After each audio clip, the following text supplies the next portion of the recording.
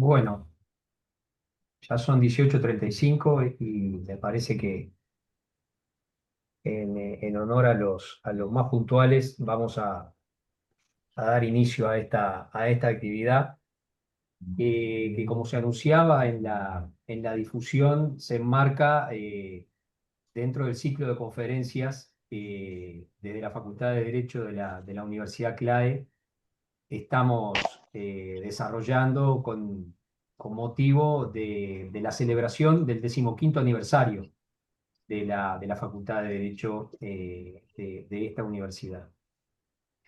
Y la participación precisamente del doctor Luis Fernando Iglesias eh, se realiza, diríamos, desde la adhesión que la Facultad de la Cultura eh, está haciendo a este ciclo de conferencias que se realiza con este motivo que recién describía.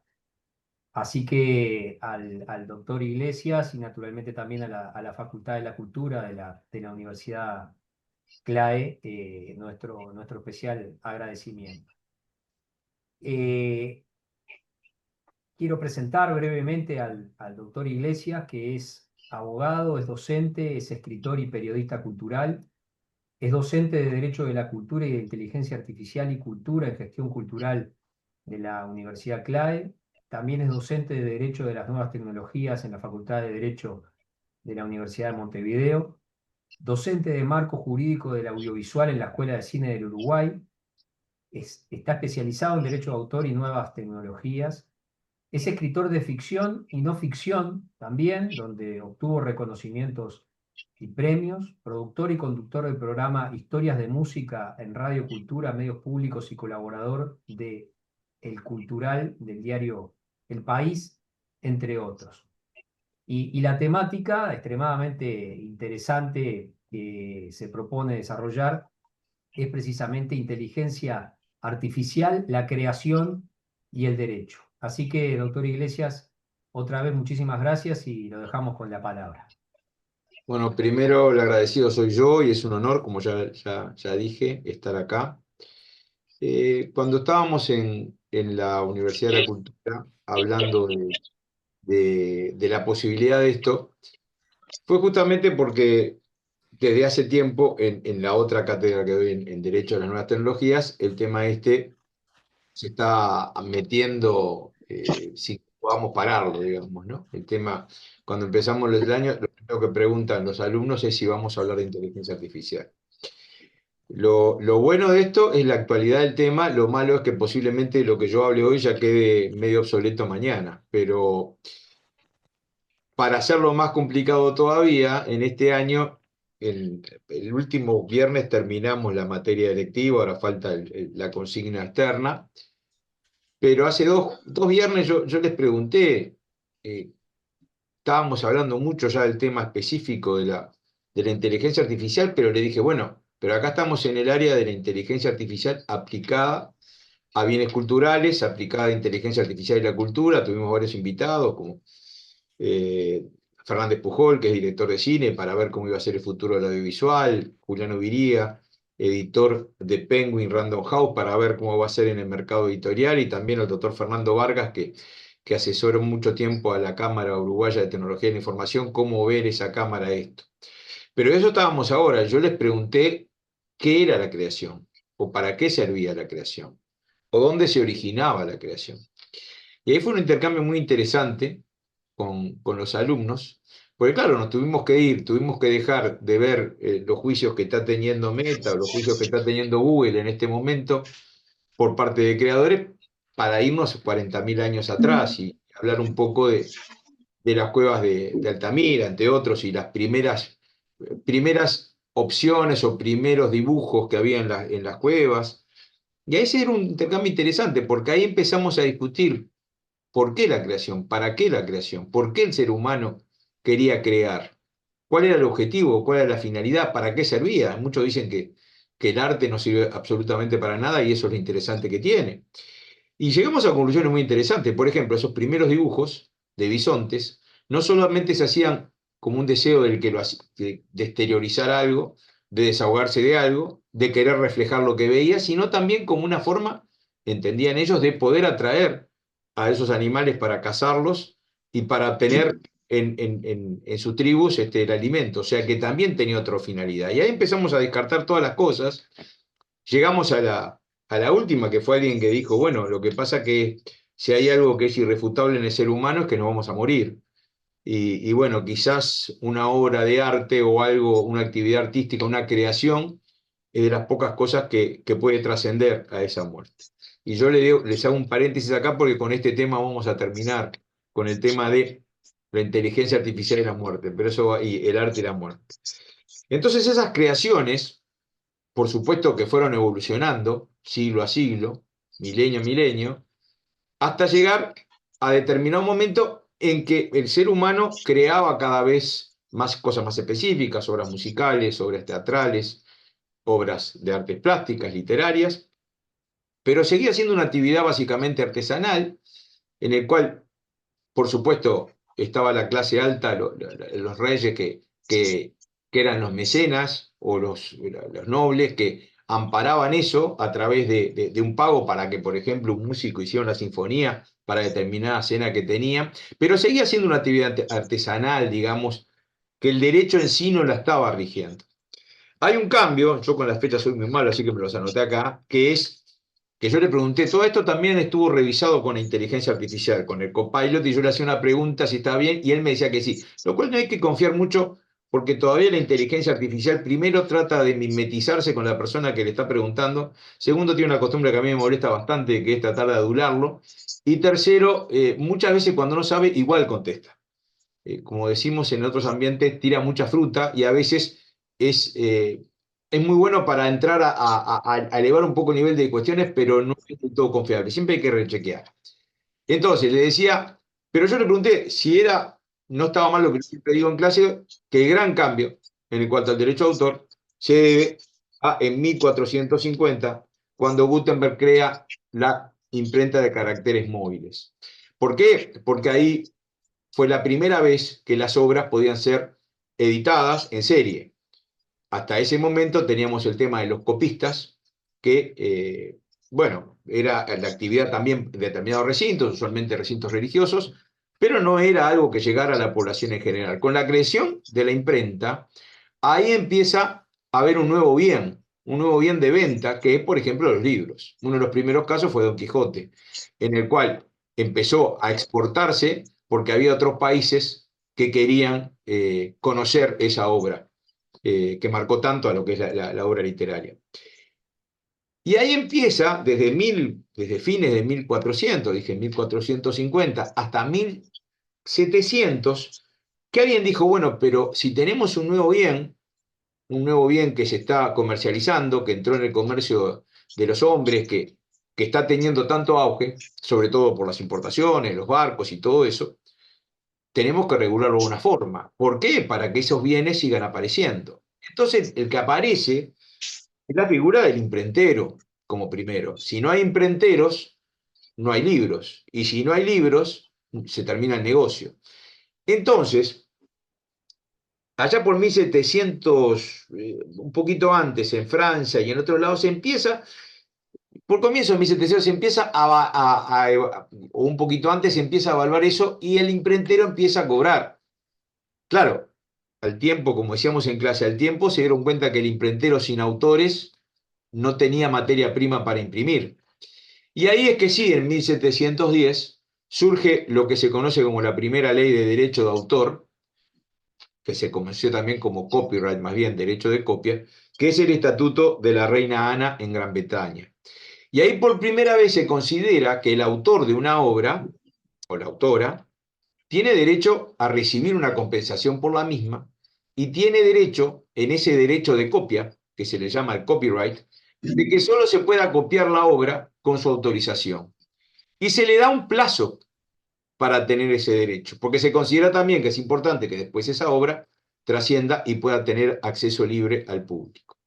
Y ahí surgen las primeras leyes de derecho, como le dije, entendido como tal el copyright anglosajón. Yo les digo, en eso me pongo muy pesado en las clases a veces, le digo, no repitan la palabra copyright, porque aparte vamos a ver cómo se solucionaron algunos casos de inteligencia artificial, porque esa es estrictamente lo que es el derecho anglosajón. Nosotros tenemos derecho de autor, no copyright, que tiene otras características, que es tratar de proteger la personalidad del autor. Algo que el copyright no lo hace de esa forma, porque el copyright lo que reacciona es ante quién puede copiar o no una obra. Bueno, el crecimiento exponencial. Ya en Francia, a fines de 1700, 1792, se empieza a aprobar las primeras leyes francesas hasta que llegamos a 1886 con el famoso Convenio de Berna. Y ahí ese Convenio Internacional de Berna es que fija las pautas de, no voy a decir lo opuesto, pero lo complementario al copyright, que es el derecho a autor. ¿Por qué me pongo tanto en este tema? Porque el copyright, el derecho a autor, antes que nada, defiende lo que se llama el derecho moral del autor. ¿Qué es el derecho moral? Ese derecho que tiene solo el autor a la paternidad sobre la obra, a que solo él la pueda modificar, a que nadie puede meterse en esa obra sin su autorización. Nadie la puede copiar, obviamente, como le copiara, pero tampoco nadie la puede modificar. Se ha dado una discusión hace poco en el norte por la obra de Roald Dahl, un gran autor, entre otros autor de Matilda, pero aparte de eso, gran autor de obras para mayores, que tenía algunas cosas en su obra, que eran hijas de su tiempo, obviamente, como toda obra, que quizás su lenguaje era bastante racista, bastante misógino y una serie de problemas. Entonces, en la editorial consultaron a los herederos para ver si podían tomar esas obras y ayornarlas a un lenguaje más, como se dice ahora, políticamente correcto. Finalmente lo que se hizo, porque siempre la parte del marketing es la que triunfa, es que hoy tenemos dos tipos de obra de Roald Dahl, la modificada y la clásica. Eso acá no se podría haber hecho en el derecho latino, porque en el de Uruguay, por ejemplo, los herederos para modificar algo de la obra del autor, pongámosle alguna falta de ortografía o algo muy grueso, tiene que ser especificado por qué y tiene que ser con otra letra y especificar esa modificación. Porque el derecho moral, a diferencia de lo que vamos a ver ahora, el derecho patrimonial, no tiene plazo, es en eterno. Un cuento de Borges siempre va a ser de Borges, aunque lleguemos al siglo, no sé, a que se les ocurra a ustedes. Hablamos de Don Quijote, siempre va a ser de Miguel Cervantes, aun que hayan pasado los siglos que pasaron. No así el derecho patrimonial. Entonces, el derecho a autor lo que fija es, bueno, aquí hay una persona que hizo una obra, esa persona tiene un derecho sobre esa obra. Algunos, no voy a entrar en disquisiciones jurídicas, pero uno habla que es un derecho de monopolio, otro que es un derecho de propiedad sobre un bien inmaterial, las consecuencias son las mismas, es que solamente con autorización del autor esa obra se puede reproducir, se puede alterar, se puede alterar solamente, ya les digo, si está el autor vivo y lo autoriza, porque sería él el que lo alteraría, o una serie de prerrogativas que le da sobre la paternidad de la obra. Eso empieza con nuestros cuestionamientos, que es, todas las normativas internacionales también dicen que la cultura es un bien al que todos tenemos derecho a acceder. Y eso hace que el derecho de autor cada tanto tenga que autojustificarse y decir que por algo existe. ¿Por qué existe? Para fomentar que haya autores que hagan obras. Cuando los que no están tan de acuerdo con el derecho de autor dicen que hay que generar mucho más excepciones, lo cual puede ser discutible, dicen que tiene que ser menos, que tiene que la gente poder tener acceso a los bienes culturales, siempre citan el artículo 27 de la Declaración Universal de Derechos Humanos de 1948, que en el primer inciso dice, primer numeral, toda persona tiene derecho a tomar parte libremente en la vida cultural de la comunidad, a gozar de las artes y participar en el progreso científico y en los beneficios que de él resulten. Claro, si uno lee este artículo así, dice, bueno, no tendría que haber derecho a autor, todas las obras tendrían que ser libres, pero claro, los que abogan por eso se olvidan de que hay un numeral 2 que dice, toda persona tiene derecho a la protección de los intereses morales y materiales que le corresponden por razón de las producciones científicas, literarias o artísticas de que sea autora. En el mismo artículo está la cara A y la cara B. Es decir, es cierto, tiene que propenderse a que toda persona tenga acceso a bienes culturales, pero también tiene que protegerse a los autores para por la autoría y por la propiedad que tiene sobre su obra. Esto en nuestro país, ya estamos llegando, está previsto en la Constitución, porque el artículo 33 de la Constitución dice el trabajo intelectual, artístico, científico es propiedad del autor, sin perjuicio de la propiedad sobre el objeto material en que se concrete. Esto es muy importante. Hemos tenido unas discusiones muy interesantes. Yo puedo comprar una obra de arte, eh, tener la propiedad de esa obra de arte, pero eso no significa que la pueda reproducir, como en otros bienes, que no sean bienes que estén protegidos por el derecho de autor. Yo puedo, el caso más típico, comprar un libro, soy el propietario de ese libro, pero no lo puedo fotocopiar, supuestamente si cumplo la ley. Algo que no pasa con otros bienes que no son protegibles por el derecho de autor. ¿Y qué es lo que protege el derecho de autor? Protege las obras originales creadas por el ser humano. Y después discutiremos eso, porque mi socio, el doctor Vargas, me discute que hay un artículo, que hay una frasecita en la ley de derecho de autor que da que puede ser también la inteligencia artificial, pero eso es el final del tema. Entonces, ¿qué son obras originales? Y bueno, ahí vamos de vuelta con el tema de lo que es el derecho moral del autor. Aquellos que de alguna forma reflejen alguna característica del autor. Se me podrá decir, y con justicia, siempre le digo lo mismo a los alumnos, podríamos parar acá y discutir durante todo el curso qué es una obra original. Pero ¿para qué es una obra original? Y que claramente tenga algún rasgo que lo haga específico y diferente a otras. Por supuesto, algún escritor dijo que si yo saco los temas muerte, amor y tragedia, me quedo sin literatura. Pero es cómo se encara. Y cuando se dice que no hay una obra totalmente original, yo siempre repito la misma broma. Yo soy escritor, he leído mucho a Borges y me puedo asegurar que es una de mis fuentes de inspiración, como puede ser García Márquez, Cortázar o el escritor que ustedes quieran, Onetti o quien quiera, pero yo no puedo escribir como Borges. Es decir, yo podré intentarlo, pero como dijo una vez el escritor eh, Osvaldo Soriano, dijo, a Borges se lo puede tomar de referencia, pero nunca copiarlo, porque es imposible. Y eso es lo que yo digo, uno podrá decir que la inspiración, otro tema que se discute con la inteligencia artificial, no es de una persona por un rayo que le cae, sino por todo lo que lee, pero después es la síntesis que puede hacer. Y estoy diciendo la literatura como digo cualquier arte. Entonces, Constitución lo protege. Uruguay también es suscriptor, por supuesto, del convenio de Berna y otros convenios como el de Roma para lo que son los artistas, que también están protegidos, los artistas o intérpretes, o por ejemplo incluso los productores fonográficos o de radio, que son aquellos que difunden, digamos, una obra. Esos son los derechos conexos.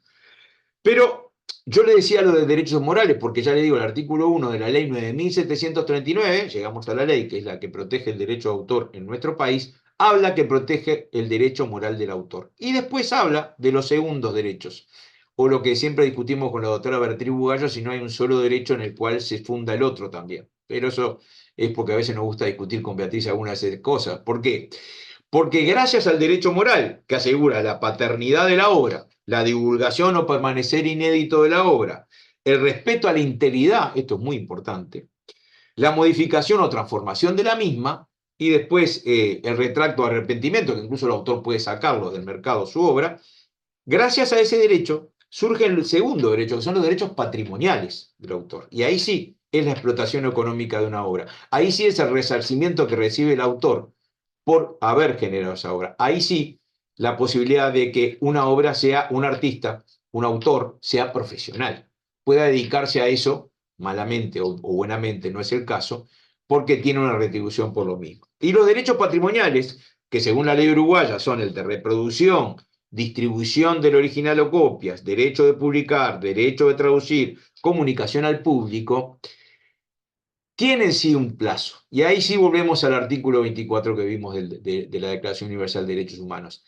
Tiene un plazo de monopolio de propiedad del autor, un plazo post-mortem también, y después sí entra en el dominio público, en el que cualquiera lo puede utilizar sin tener que pagar, cumpliendo, digamos, el numeral primero de la Declaración Universal de Derechos Humanos. En Uruguay ha ido acompasando lo que es la legislación de esta zona del continente, pero también de otros países, y los derechos de autor, los derechos patrimoniales de explotación, permanecen durante toda la vida del autor, y una vez que éste fallezca, Antes eran 40 años a posteriori de su fallecimiento, después pasó a 50 y hace relativamente poco, 4 o 5 años, se consolidó en 70 años, que es, salvo Bolivia, toda la región. ¿Qué pasa después de eso? Bueno, después de eso pasa al dominio público. En el Uruguay y en Argentina, y ahí sí es algo que siempre se cuestiona, pero después cuando se da la respuesta no se cuestiona tanto. El dominio público es pagante. Uno tiene que, cuando utiliza una obra de Mozart, por ejemplo, tiene que consultar a el Consejo de Derecho de Autor, que está en el Ministerio de Educación y Cultura, y decir para qué fin va a utilizar esa obra. Por ejemplo, pongamos que esa obra se va a utilizar en una obra de teatro o en lo que sea. Y ahí el Consejo de Derecho de Autor determina si tiene, qué tiene que pagar o no, pero no es un pago por derecho de autor, sino que es una tasa, un impuesto que paga. Y eso que parece un poco excesivo, se utiliza usualmente para algunos incentivos que hace el Estado a esa actividad. Por ejemplo, el FONA, el FONAM, premios que se otorgan para fomentar la actividad, por ejemplo, de música, de literatura o de lo que sea. Son pocos países los que están quedando con el derecho, el dominio público pagante. Uruguay y Argentina, la región, son los únicos. Y todo hace pensar que en el futuro eso vamos a terminar siendo gratuito totalmente. Pero bueno, eso es una presión mía. Bueno, ¿qué es lo que protege el derecho de autor? Y acá nos vamos acercando a la inteligencia artificial porque está la frasecita que me discute siempre mi socio. El derecho de autor lo que protege son las expresiones y no las ideas. Cuando alguien dice, me robaron mi idea, está diciendo algo que es incorrecto, porque las ideas no se roban, tampoco se matan, como decía Sarmiento, pero no se roban. Las ideas son algo que uno tiene en su fuero interior, pero no lo ha manifestado. En una época decíamos se materialice. Claro, ahora con el tema de la revolución digital, puede materializarse o puede ser un bien digital. Pero de alguna forma, esa novela o ese cuento que yo estoy pensando, esa canción que tengo la idea como por dónde va, tiene que ser materializada o expresada en algo para pasar a ser una obra. Y eso es lo que protege al derecho a autor. Lo dice el artículo quinto, que dice la protección del derecho a autor abarca las expresiones pero no las ideas, procedimientos, métodos de operación o conceptos matemáticos en sí. Imaginemos la ridiculez que yo diga, yo inventé, o yo inventé no, yo creé el 2 más 2 es 4 y nadie lo pudiera utilizar. Y eso también pasó en varios casos. Por ejemplo, hay una película que es bastante famosa que se llama En casos del norte y que fueron muy notorios, que se llamaba La Red Social, que hablaba de cómo a Zuckerberg, el dueño hoy de Meta, creo que se llama, o de Facebook, la idea se la dan 3 amigos que están en la universidad con él, de generar esa red entre estudiantes al principio, y una vez que él empieza a hacerse millonario, los amigos le reclaman y le dicen que la idea se las robó. Y él les contesta algo que el derecho uruguayo se lo está diciendo también, que es, ¿y por qué no lo hicieron? Uno puede tener la mayor idea, pero si no la materializa, si no la expresa en algo, no es algo que sea protegible por el derecho de autor. Por supuesto que estamos en el derecho de autor, ni voy a entrar en lo que es propiedad industrial, que es lo que protege aquellos bienes que tienen más que una expresión artística, una expresión cultural, solucionan algo, ¿no? Por ejemplo, una marca que protege una marca, una invención que puede proteger esa invención y que es lo que se mueve por la propiedad industrial y no por el derecho de autor, que es el área que nosotros estamos. Y bien, ¿cuál es la frasecita que discute el doctor Vargas conmigo? Es que en el artículo quinto, que es muy inteligente, porque recuerden que esta ley es de 1937, pero después tuvo modificaciones muy importantes en 2002 y hubo otras modificaciones últimamente, esta que extendió el plazo, siempre ha sido retocada y tratada de actualizar. Pero hubo un caso muy importante, allá por los 90, de una persona, vamos a no decir el nombre, yo me acuerdo cómo era la empresa, que puso una especie de lucha contra que el software, por ejemplo, no podía ser protegido. El software en Uruguay está protegido por el derecho a autor, en Estados Unidos está protegido por la propiedad industrial. Es una cosa media intermedia, ¿no? Porque soluciona un problema, también tiene algo de creación, por eso no nos vamos a poner a discutir. Acá hubo una solución política que fue ponerlo en la ley de derecho a autor. Y le decía que esa persona que tenía una academia pirateaba software. Una vez le advirtieron, fue procesado, hasta que al final él siguió insistiendo con eso. ¿Y él cuál era el argumento? ¿Cómo me van a procesar a mí que yo estoy violando una obra con una ley de 1937. En 1937 nadie podía tener idea que era un software. Y como el derecho penal no se admite la analogía, no me lo podían hacer. El software es parecido y me lo pueden meter ahí. Claro, yo me acuerdo de esa polémica que fue cuando yo recién estaba en la década del 90. Había autores, no recuerdo el nombre, Casinelli fue que dijo que él hablaba de la interpretación extensiva del derecho penal. La cuestión es que eso se saldó porque en este momento la ley, y en ese momento también se podía decir, tiene ese último inciso, esa última frase que dice que se protege una serie de obras, libros, grabados, obras de teatro, etcétera, etcétera, y después dice, y en fin, toda producción del dominio de la inteligencia. Claro, ahí mi amigo Vargas, que le gusta pelearme, me dice, ¿ves? No dice inteligencia humana, dice inteligencia.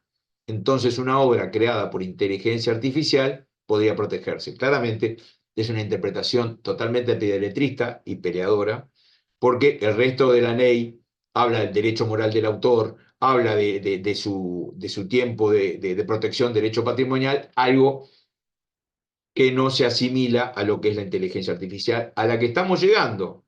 Estamos llegando, 1901, no sé cuánto tiempo tengo, pero estamos llegando. ¿Y por qué llegamos a la inteligencia artificial? Bueno, porque la inteligencia artificial significa un brutal cambio a lo que es hasta ahora los adelantos tecnológicos en toda el área de la cultura, pero también del derecho, lo que quiera. Hasta ahora era claro que todos los avances tecnológicos eran herramientas, eran apoyo. Yo me divertía mucho y en un artículo que escribí para el Cultural del País contaba la anécdota de justamente Osvaldo Soriano, que ahora lo acabamos de mencionar, autor argentino, que fue de los primeros que cuando salieron los procesadores de texto se compró una computadora. Era muy cara en aquella época. Él decía un poco exagerado que le había salido lo mismo que un auto. Y empezó a utilizarla para escribir. Y hubo toda una ola de escritores que decían que si no escribían con determinada pluma fuente, no se podían inspirar, si no utilizaban su vieja Remington portátil, no podían escribir. Y hubo uno que le dijo a Soriano, antes de usar una computadora para escribir, me corto un brazo. Por supuesto que a los 5, 6, 7 años todo el mundo usaba computadora, incluido ese autor. Entonces Soriano cada vez que lo miraba, cada vez que lo veía, le miraba a los dos lados del brazo a ver cuál se había cortado. Es decir, todas esas herramientas se empiezan a utilizar porque nos da una gran ventaja de comodidad y de apoyo. Yo siempre digo lo mismo, yo me recibí en el año 1985 y al poco tiempo, pongámosle en 1990, pasé a ser abogado externo del Banco de Seguro del Estado, que nos daban las carpetas para iniciar los recuperos por accidentes de tránsito para ir contra el responsable del mismo. Yo hacer un escrito, en eso lo tenía medio cronometrado en mi máquina de escribir, porque todavía no tenía computadora, me llevaba casi 2 horas, 1 hora 45. Cuando empezaron los primeros procesadores de texto, soy de la época del WordPerfect 5.1, WordStar 2000 o WordStar común, bajé el plazo a 40 minutos. Y después cuando ya empecé con los bloques y le tomé la mano, era media hora, entre 20 minutos y media hora. ¿Cómo no iba a optar por el procesador de texto? Era una herramienta maravillosa. Y eso fue, siempre digo lo mismo, lo que lo hizo ingresar al mundo jurídico. Porque si hay una persona desconfiada en todo lo que es tecnología, en todo lo que es informática, somos los abogados y los escribanos, sin ninguna duda.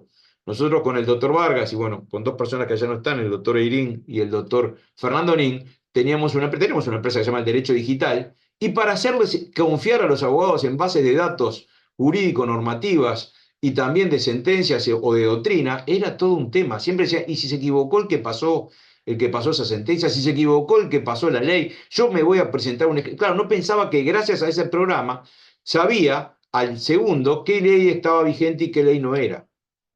Y que, bueno, por un error, que siempre hay algunos errores en la base de datos, le había solucionado y a ir a todos aquellos índices que teníamos de leyes, año por año, para ver si una ley que íbamos a utilizar, una ley que podía ser de 1950, 1960, estaba vigente.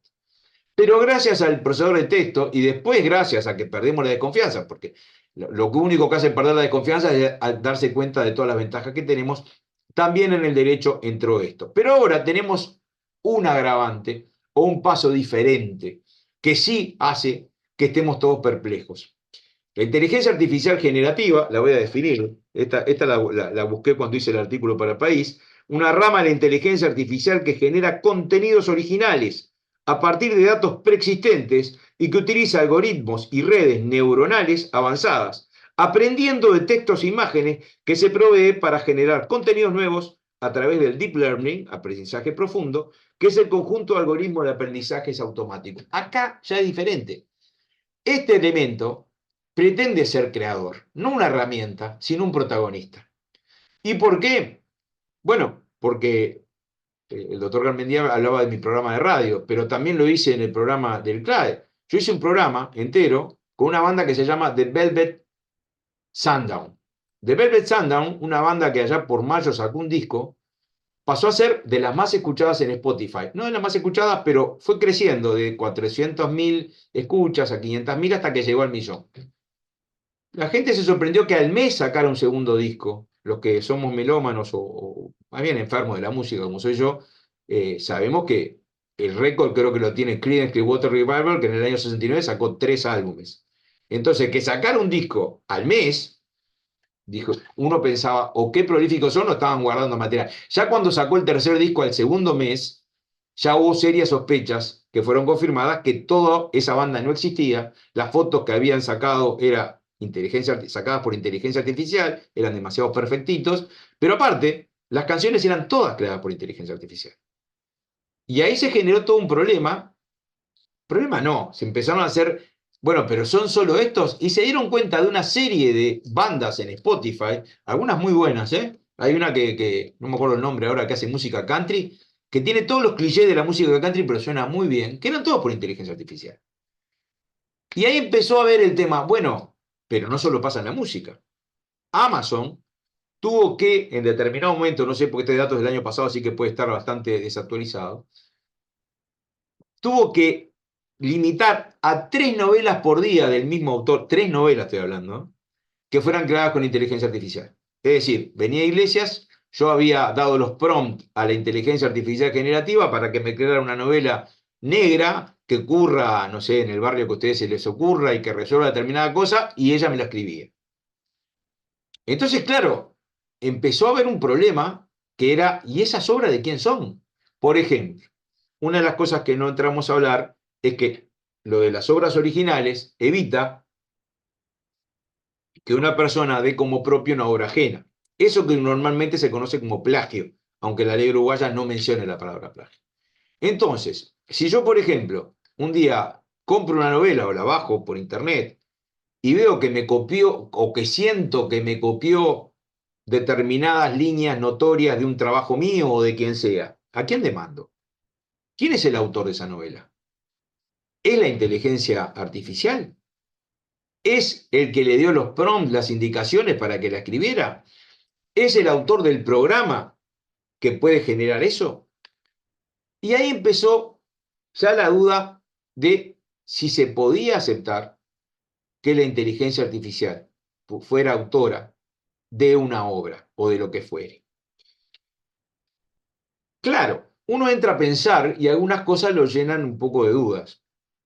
Me contaba Fernández Pujol, alias Parker, que es el autor, de entre otros, y director y productor de La teoría de los vidrios rotos, que se da en los cursos de guiones determinadas características que, por ejemplo, en las series, esas que nos inundan a través de los streaming, que ya hay determinadas pautas que usualmente se cumplen, salvo en aquellas que rompen los esquemas, ¿no? Los Soprano, The Wire o lo que a ustedes les guste.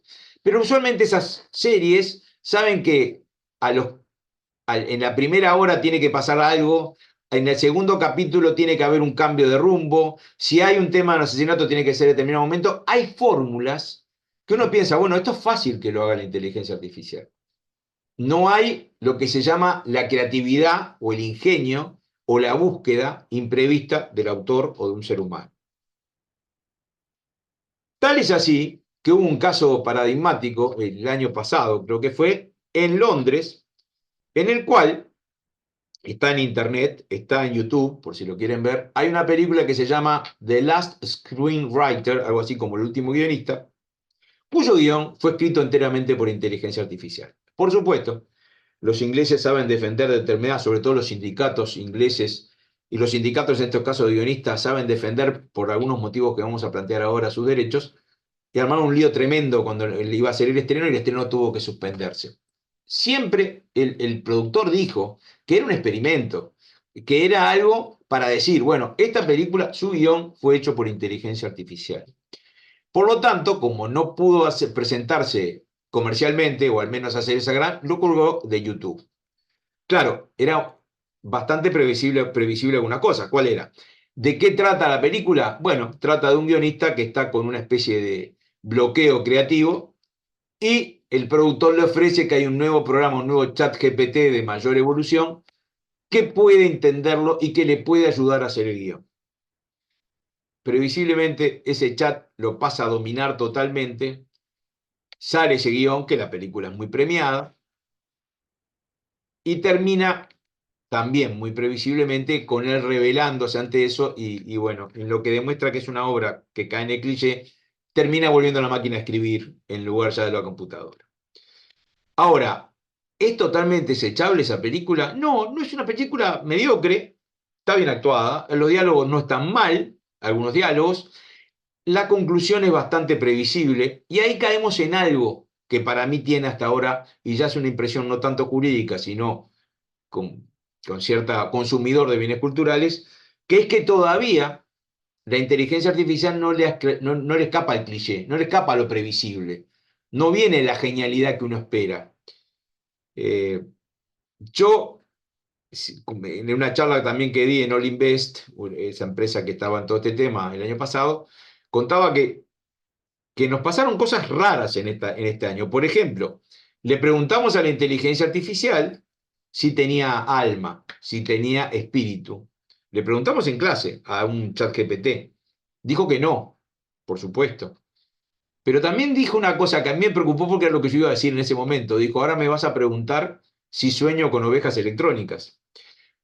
Esa frase, sueñan los androides con ovejas electrónicas, es una obra de Philip Dick, de allá por fines de los 50, que quizás se hizo muchísimo más conocida porque es la novela donde está basada Blade Runner. Y bueno, a mí me asustó un poquito que ya la inteligencia artificial supiera que yo iba a hablar de esa frase y de esa película. ¿Por qué? Porque justamente ese era el cuestionamiento que se daba en Blade Runner. Una serie de androides, de replicantes, no empáticos, o sea que no tenían el tema de los sentimientos, y hacían las tareas que el hombre no quería hacer. En un futuro, supuestamente, que iba a ser fines de los 90 o comienzos de los 2000. Hay una escena que es icónica, que es Harrison Ford con Rutger Hauer peleando. Es una película que lleve todo el tiempo en ese futuro distópico. Y que en determinado momento Rutger Hauer, que era el replicante, es más fuerte que él, lo tira, se agarra unos andamios, estaban en una altura muy grande, el hotel no me acuerdo el nombre, si tuviera el Laszlo del país siempre se acuerda, y finalmente el replicante lo salva. O sea, la empatía aparece y lo salva. Y el replicante, que tenía una época, un tiempo, él buscaba, porque algunos que se rebelaban a morirse, ¿no? A que se le concluyera el ciclo vital, el replicante le terminaba diciendo algo así como que ustedes los seres humanos no saben las cosas que yo he visto, los atardeceres en Orion, y empieza a decir dos o tres cosas y termina diciendo, todas esas cosas que yo vi y que yo viví se perderán con mi muerte como lágrimas en la lluvia. Tiempo de morir y el replicante se muere. Esa frase está considerada una de las más geniales del cine, todo lo que yo vi se perderá como lágrimas en la lluvia. Esa frase fue improvisada por Rutger Hauer, que se pudrió de tener que decir toda una serie de cosas que decía el guión, de cosas inventadas, y se le ocurre esa frase que por supuesto quedó.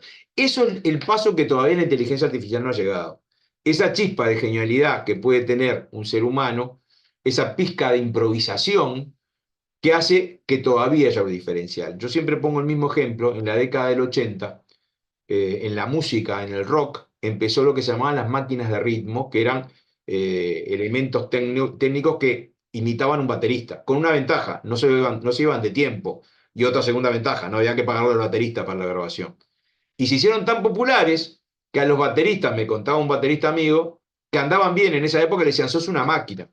Entonces pensó, se terminó la batería. ¿Por qué? Porque esta batería es perfecta. Y ese era el problema, que era perfecta. Entonces, esa música, hay una música de los 80 que ha envejecido muy rápido porque le falta el error humano, el pulso humano, lo que se llama el groove. Y eso hizo que hoy se utilizan, por supuesto, pero que siguen los bateristas vivos y coleando, y muchas veces si uno quiere un baterista genial, lo tiene que pagar. Pero eso no quiere decir que eso no siga avanzando. Diego Dresler, en una charla que tuvimos en uno de los perifoneos que se hacían en sobre, me dijo, mirá que al final se crearon máquinas de ritmo que cometían errores. O sea, siempre la tecnología puede enmendarlo eso. Pero llegamos al tema. ¿Puede la inteligencia artificial ser creadora de una obra original y al mismo tiempo ser protegible por el derecho de autor? Hay un segundo tema. ¿Son obras originales las que genera la inteligencia artificial? Bueno, ahí hay el segundo gran tema de si la inteligencia artificial, y esos son todos los juicios que tengo acá, que lo voy a mencionar nomás, ¿no? El caso Cadre y otros autores contra Meta, el caso Bartz, Graeber y Young contra Anthropic. ¿Por qué? Porque la inteligencia artificial tiene una etapa que es imprescindible, necesaria y que si no está, no genera nada, que es el entrenamiento, dicen algunos, otros lo llaman alimentación. Es decir, ¿cómo entrenamos a la inteligencia artificial para que pueda hacer una obra? En el caso de lo que más usamos, el chat GPT o Copilot, los alimentadores somos nosotros mismos. Toda cosa que nosotros le preguntamos o que vamos intercambiando con ella, lo reutiliza para tener información. Y eso hace que, por ejemplo, nunca es igual la inteligencia artificial de un día para el otro, porque otra cosa que hacen es aleatoriamente cómo revisan los datos que tienen y cómo buscan, cómo infieren cuál es el resultado mejor para una respuesta. ¿Cómo se entrena la inteligencia artificial? Y muchas veces se entrena con eso, pero también se entrena alimentándola con obras. Es decir, si yo le pido a un programa avanzado de inteligencia artificial, escribime una novela que tenga características de estilo parecidas a Gabriel García Márquez, por decir un autor, lo primero que la inteligencia artificial va a necesitar es toda la obra de García Márquez, que sea introducida como dato, para que después pueda procesar esa emulación o esa creación de una obra similar. Y ahí está cuál es el problema básico: los derechos de autor de las obras con que se alimenta a la inteligencia artificial. Todos los casos que se han dado hasta ahora se han dado en el norte. Volvemos al copyright. ¿Por qué? Porque ahí hay un problema. ¿Cuál de las violaciones está haciendo la inteligencia artificial? No está fotocopiando, no está reproduciendo, está reutilizando en todo caso. ¿Y eso está prohibido? Todo haría pensar que sí en este plano, porque aparte se dan planos muy locos en esto. El derecho anglosajón tiene algo que nosotros lo tenemos diferente. El derecho anglosajón tiene algo que se llama el fair use o uso justo. Nosotros, el derecho a autor lo que tiene son excepciones. ¿Cuáles son las excepciones? Por ejemplo, si yo estoy escribiendo un libro sobre determinado tema y quiero citar a otros autores para cuestionarlos o complementar o estar de acuerdo con su opinión, tenemos lo que se llama el derecho de citas. Podemos utilizar un breve fragmento que nos interesa como estudio, y eso está como una excepción en la ley de derecho de autor. En el artículo 45, creo que se dice no es reproducción ilícita, y hay una serie de 12 numerales que todos los que están en contra o los que dicen que es muy exigente el derecho de autor uruguayo, que lo es, dicen que son pocas. Por ejemplo, no hay excepción de estudio para estudiantes, digamos. Y entonces, ahí eso zafo y con eso lo puedo utilizar. En el derecho anglosajón tienen eso que se llama uso justo. ¿Y qué es el uso justo? Cuando se hace una utilización de la obra que no perjudica la comercialización de la misma. Hay una cosa que se llama la regla de los tres pasos, y que por lo tanto se podría utilizar porque hay un interés final, en este caso de expansión de inteligencia artificial o lo que fuera, que hace que no habría problemas y no se estaría violando el derecho. Claro, el último caso de que llegó, hubo dos casos, creo que fue el de Bertz Kurgover. Se dijo que la empresa demandada había utilizado ese material como un uso justo, con un fair use, y por lo tanto no era condenable. Pero hubo una serie de autores que demandaron a Google, y Google prefirió no tener sentencia y transó con ellos. Estamos hablando de una transacción de 1.500 millones de dólares, para que piensen lo que es. Porque el gran problema era si esas obras con las que alimentaron a la inteligencia artificial habían sido compradas correctamente, pagado su licencia, en caso de bien digital, o comprado el libro, o si las habían pirateado. Y ellos sabían que la habían bajado de sitios non santos. Entonces ahí ya no hay fair use que se puede utilizar porque hay una violación, un delito primario, que es el tema de bajarlos a través de pirateadas. Eso, eso sí que está totalmente en veremos y ver qué pasa. Porque ya le digo, Google prefirió gastar 1.500 millones, que ahora van a ser más, porque hay más autores que se están subiendo al carro o que están reclamando sus justos derechos, y Google va a tener que seguir a transar, porque no quiere una sentencia en contra. Porque si tiene una sentencia en contra, Meta y todo lo que tiene de inteligencia artificial ya no podría ser utilizado con respecto a determinadas obras. Llegamos al otro punto, pero ¿puede ser autora? Bueno, ahí tenemos una discusión también con Beatriz, que siempre, porque Beatriz escribió un artículo muy interesante, que dice que esto de alimentación o que esto de entrenamiento no es diferente a lo que yo como escritor hice cuando leí todo lo que he leído para escribir después la obra que quise escribir. Beatriz dice que esa alimentación es asimilable a la inspiración del ser humano al leer, en el caso del escritor, o al ver pinturas, en el caso del pintor, o lo que sea. Yo tengo mis discrepancias porque la inspiración es algo que es muy difícil de definir. ¿Por qué a alguien se le ocurre algo en el campo artístico? ¿Por qué un músico es tan genial para hacer determinada canción? ¿Qué escuchó antes? ¿Por qué yo escucho las mismas canciones y no se me va a ocurrir, por más que sepa algo de guitarra, se me va a ocurrir hacer esa canción? Por más que la canción que tiene más reproducciones en la historia, que es Yesterday, Paul McCartney siga diciendo que a él se le ocurrió en un sueño y está esperando que algún día le caiga alguien diciendo que lo plagió. Pero eso es imposible definir cómo se hace. No alcanza con escuchar tanta cantidad de canción. Y acá es cierto que la inteligencia artificial está alimentada por obras específicas que las procesa como datos y las termina, digamos, elaborando como una nueva obra. Yo particularmente pienso que no son asimilables. Ahora, ¿es una reproducción ilícita? Hasta ahora lo que se está tratando de hacer por las asociaciones de protección colectiva de autores, es que haya una especie de derecho de remuneración. ¿Qué es el derecho de remuneración? El derecho de remuneración fue lo que consiguieron guionistas y directores en una de las últimas rendiciones de cuentas, que es lo que se llama el derecho por la exhibición pública. Es decir, más allá de los derechos de autor que se pagan, cada vez que una película se pasa en el cine, se alquila, hay lo que se llama exhibición pública y por lo tanto hay otro derecho que también complementario, que tiene que ser pagado. Antes solo se le pagaba a los músicos, cuando las películas tenían música, ahora también a guionistas y directores. Entonces me contaba Diego Dresler que están peleando porque aunque sea haya un derecho de remuneración, que a las organizaciones de asociación colectivas haya un pago por parte de los que utilizan la inteligencia artificial para crear obras, que al menos haya una remuneración que después, ¿cómo la dividen las asociaciones? No sé, porque un día me quisieron explicar en Agado, intentaron 3 veces y le dije, no, no intenten más porque yo en esto no llego a entenderlo. Pero bueno, al menos habría una remuneración para los autores que de hecho están utilizando sus obras. Pero eso no nos quita el tema de pensar si puede ser autor o no. Hay muy pocos países en este momento que acepten que una obra hecha con inteligencia artificial sea protegible. ¿Y quién es el autor? Sería el dueño del programa o el dueño de quien hace la obra con ese programa. Creo que está en Hong Kong, es uno de los países, creo que alguna parte de Reino Unido, pero la gran mayoría, y sobre todo el derecho latino que hablábamos hoy, niega la posibilidad de que una inteligencia artificial pueda ser autora, entre otras cosas, porque no tendría derecho moral. Y ese es el derecho moral que se defiende del autor, el que hablamos hoy.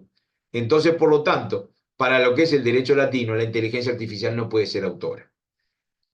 ¿Se discutirá después de si comete algún ilícito quién es el responsable? Sí, pero autora por ahora no puede ser. Y digo por ahora porque todo esto es provisorio. Cada cosa que yo estoy diciendo es provisoria porque no sabemos qué puede pasar el mes que viene. Y yo le dije que íbamos a volver a los 40.000 años de las cuevas de Altamira y cuál era la motivación que podían tener los autores de trascender. No eran lo de Neandertal o paleolíticos, no, pero posteriores, esa obra artística que uno quiere trascender. Hace 2 semanas, por eso le digo que esto cambia todo, nos enteramos de que una empresa china está generando, no una obra, pero sí de hecho es una obra, que es la posibilidad de a través de la huella digital que todos dejamos en nuestra vida, las personas puedan generar un avatar o lo que quieran llamarlo para que uno pueda seguir comunicándose con alguna persona querida que falleció. Es decir, se genera una especie de ente en el cual yo podría hablar con mi padre, por ejemplo. Mi padre no, porque no, fue en 96, pero pongámosle que hubiera fallecido hace poco tiempo y podría seguir hablando con mi padre, con mi madre o con cualquier ser querido que ya no estuviera. Eso abre toda otra puerta, porque ahí dice, bueno, la inteligencia artificial no solo quiere generar obras para trascender, sino quiere trascender a través de evitar que una persona que fallezca desaparezca.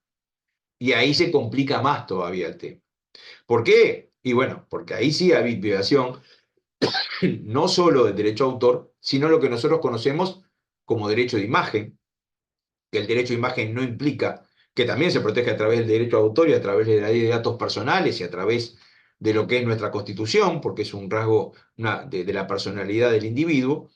Y por supuesto, si se utiliza sin autorización de las familiares, porque el artículo 21 de la ley de derecho de autor dice que el derecho de imagen solo se puede utilizar la imagen de una persona con la autorización de estas, salvo las, las excepciones que fija el artículo 21, interés público, en hechos en lugar público, fines culturales, etcétera. En este caso, serían los herederos de persona fallecida que tendrían que autorizar el uso de esa imagen. Lo cual genera otros problemas éticos que ni siquiera hemos entrado en lo que es la inteligencia artificial generativa. No solo el tema de si puede ser autor, sino si puede generar eso, que alguien pueda seguir hablando con una persona que ya no está.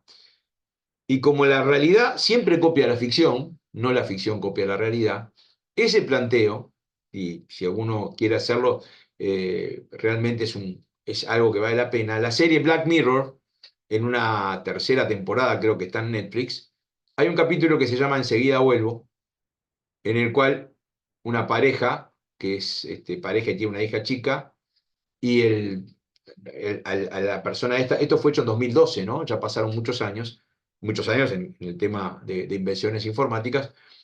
Esa pareja, él tenía la costumbre, que muchos tenemos a veces, de estar mucho tiempo en el celular. En esa época era el Twitter lo que llevaba más al tiempo. Y este muchacho sale a hacer unas compras, tiene un accidente de tránsito y fallece.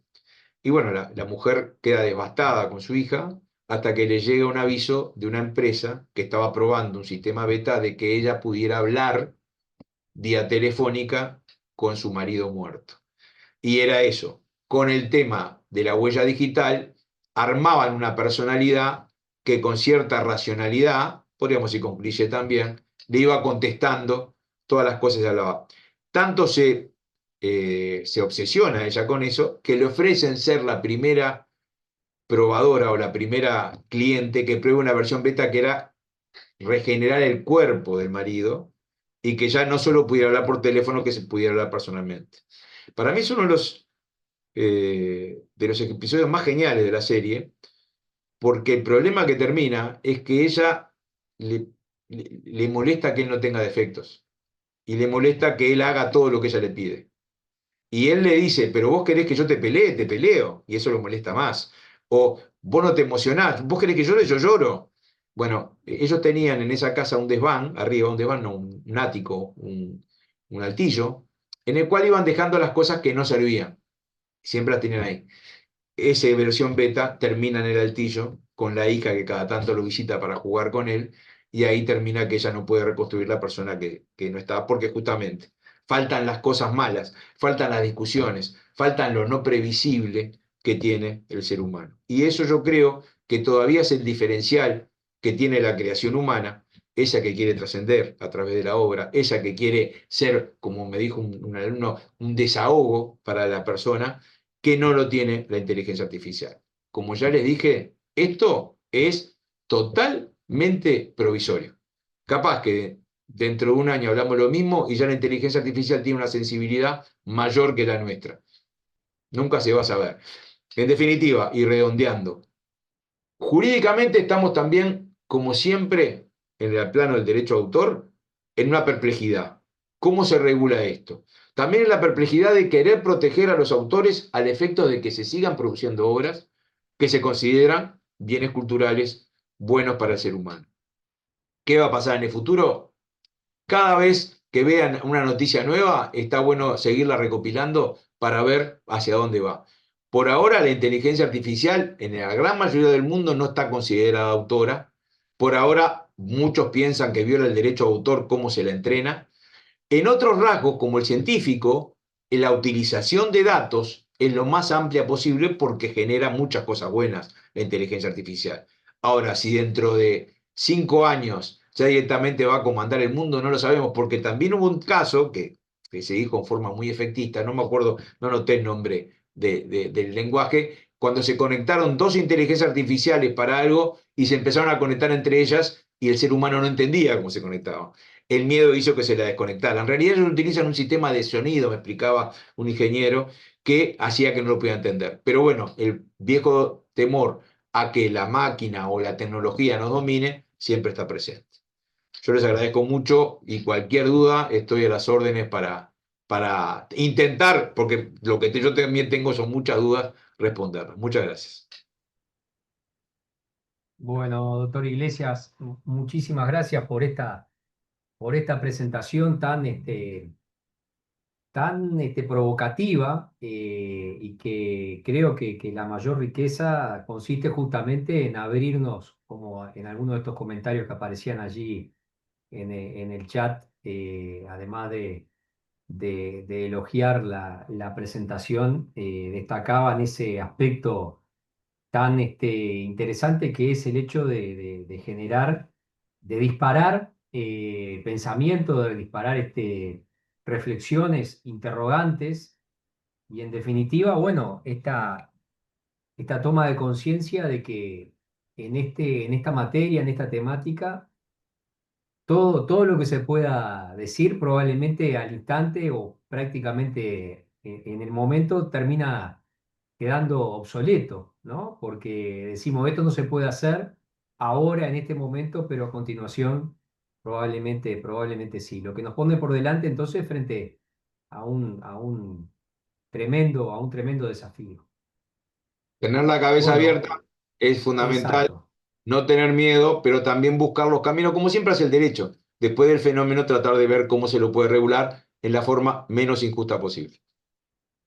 Sí, ahí probablemente también lo que esta enorme celeridad con que se desarrolla este nuevo fenómeno le pone al derecho otro desafío descomunal, que es el hecho de poder seguir con cierta cercanía el desenvolvimiento de los acontecimientos, ¿no? No ya anticiparse, sino llegar Exacto. con de alguna forma también por esas razones es que se han desarrollado tantas elaboraciones de carácter ético, ¿no? Grandes pronunciamientos o ideas o lineamientos que apuntan a generar una especie de marco muy genérico que pueda servir bueno, para acomodar el cuerpo frente a un fenómeno que se desenvuelve con una rapidez tal que hace muy difícil poder, no ya anticiparlo, porque resulta prácticamente imposible, sino seguirlo con cierta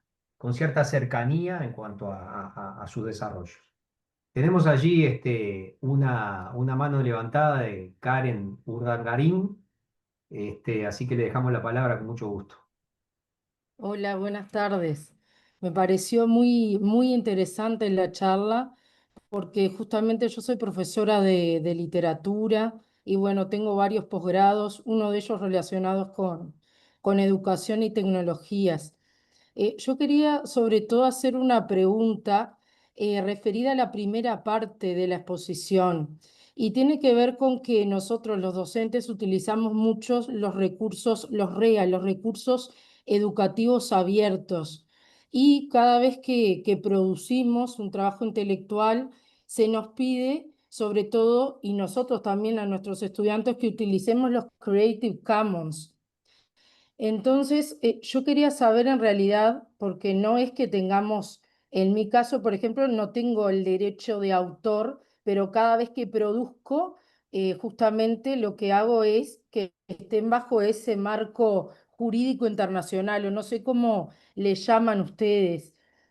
Quería saber un poco más sobre eso, si es correcto, eh, cómo se aplica. Eh, Si es correcto hacerlo así, si hay que en realidad solicitar derechos de autor. Por ejemplo, bueno, una depende de tesis. la obra que se utilice y depende cómo se utilice y depende cuánto se quiera apegarse al derecho. Yo siempre digo lo mismo, que el derecho de autor tiene una gran tolerancia de los autores en cuanto a utilización de sus obras muchas veces. La tolerancia tiene un problema, se puede terminar. Por eso Creative Commons ha generado una serie de licencias para que las obras puedan ser reutilizadas, setando la fuente, en algunos casos, sin tener violaciones de derecho a autor. También es cierto que a nivel público muchas veces se utilizan obras sin tener autorización para hacerlo, pero ahí entramos de vuelta en lo que es la autorización. Yo empecé a trabajar en la Cámara Uruguaya del Libro como asesor a consecuencia de aquel famoso caso de la Galería Monte Carlo, cuando fueron procesados los fotocopiadores oficiales que tenían prácticamente una editorial paralela. Y bueno, ahí se terminó la tolerancia en esa parte. Pero también es cierto que de ahí se generaron varias posibilidades, que ninguna fue exitosa, porque yo también trabajé con la gente de Agado y con la gente de FEU por la Cámara del Libro, tratando de hacer un proyecto de ley alternativo en las excepciones de estudio, y no funcionó eso. Al final es la típica cosa que pasa en el Parlamento, se discute, y cuando estábamos todos de acuerdo terminó la legislatura y terminó en un cajón. Por lo tanto, por supuesto, hay que respetar los derechos de autor. Creative Commons lo permite hacer eso. Si uno utiliza obras que estén bajo Creative Commons, aclara qué se puede hacer o no se puede hacer con la obra. Y la gran mayoría se puede ser reutilizada citando la fuente. En algunos casos incluso se puede renegociar, pero lo que tú me estás preguntando te diría que es al caso a caso. ¿Y qué se puede hacer? Ahora, si estrictamente se protege eso, y en algunos casos hay una plataforma en la Universidad de la República que si cualquiera entra sabe que hay obras que están protegidas y se utilizan ahí. Mientras nadie reclame, y bueno, se utilizan. ¿Tá? Pero no salieron aquellas modificaciones que eran las excepciones de estudio, así que por ahora la ley uruguaya es bastante dura en eso. Pero, como te digo, hay mucha tolerancia también, ¿no? Bien. ¿Pertenece al derecho? ¿Qué tipo de derecho sería? Derecho de autor, Creative Commons, todo ¿son derecho de autor. internacionales? Sí, nacional, internacional, derecho de autor. Es más, el derecho de autor mismo y la Convención de Berna fija que el derecho nacional tiene que dar a los internacionales, a los extranjeros, el mismo derecho que le dan en el otro lado. Es decir, por ejemplo, una obra que se edita acá, eh, pongámosle que alguien quisiera, como se hizo muchas veces, mira que eso en la década de 70 fue muy común. Pongámosle que un autor exitoso uruguayo, alguien se aviva y lo edita en Colombia. Y dice, no, en realidad es Uruguay, protege el derecho de autor Uruguay. No, en Colombia tienen que darle el mismo derecho y protegerlo por los mismos años que le dan a los colombianos, digamos. Y eso pasó acá. Acá, por ejemplo, García Márquez fue un caso histórico en la década del 60. García Márquez, después que fue famoso con Cien años de soledad, tenía un compendio, un grupo de cuentos que no quería sacarlos como libro. Hubo un uruguayo muy inteligente que lo sacó y se llamó el libro, que yo lo tengo por ahí, Nabo, el negro quiso esperar a Los Ángeles, en una editorial Alfa creo que se llamaba, y cuando le avisaron a García Márquez urgente tuvo que publicar y se llamó ya Ojos de Perro Azul, se terminó publicando en Colombia. Eso hoy que hay las redes de comunicación son mucho más fuertes, no se hace. Volviendo a Soriano, que es muy gracioso las crónicas, Soriano sabía que había un editor uruguayo que le pirateaba los libros, pero le dijeron que era muy buen tipo. Entonces un día que vino, tragó saliva y fue a cenar con él. Y el editor lo recriminaba porque había vendido poco la última edición de él y se la había pirateado. Digo, eso ya hoy no es tan fácil, porque con la protección que hay y con la información internacional que hay, si, por ejemplo, un libro exitoso uruguayo lo publican en Colombia, enseguida va a haber un abogado colombiano que le va a avisar y lo va a tener y lo puede recriminar. En estudios es un poco más amplia la tolerancia esa, pero como reitero, como digo, un día unos fotocopiadores terminaron presos. Es decir, presos, no sé si fue preso o procesados sin prisión, pero de hecho ahí cerró Monte Carlo, que hoy está funcionando y funciona igual y sigue fotocopiando. No con tanta fuerza como antes, pero está. Eso es la realidad. Bueno, muchas gracias. Por favor.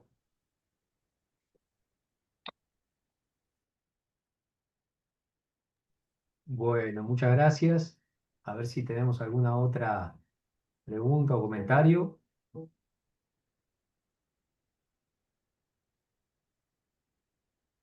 Bueno, eh, doctor Iglesias, entonces, bueno, nuevamente muchísimas gracias por su conferencia, muchísimas gracias por generosamente haberse eh, mostrado dispuesto para colaborar con nosotros. Les ponía allí en el chat un par de informaciones sobre las próximas actividades que van a hacer esta misma semana. Una de ellas el jueves es una representación teatral en la sede de la facultad en Punta del Este, a propósito de una obra de Martínez Moreno, El Careo, que ha sido preparada por profesores de la Facultad de Derecho y también del Instituto de Educación de la Universidad CLAE. Creo que es una oportunidad muy linda para aproximarse a esta obra y a su presentación, su representación. Y el viernes 26, a cargo del profesor Álvaro Rodríguez Ascue, una exposición sobre la reciente ley sobre la caja de profesionales, de jubilaciones de profesionales y pensiones de profesionales universitarios, que bueno, desde otra perspectiva, nos va a traer un poquito más a tierra, a la realidad inmediata, lamentablemente, y futura de lo que es nuestro Instituto Previsional de Profesionales Universitarios. Esa va a ser en modalidad híbrida, así que se puede participar en forma presencial en la facultad en Punta del Este o a través también de la conexión por Zoom. Bueno, y los invitamos a estas actividades y a las que en el futuro vamos a ir también difundiendo en el marco de estos 15 años de la Facultad de Derecho de la Universidad Clara. Bueno, un agradecimiento para el doctor Iglesias y para todos los que han participado y nos estamos viendo en cualquier momento.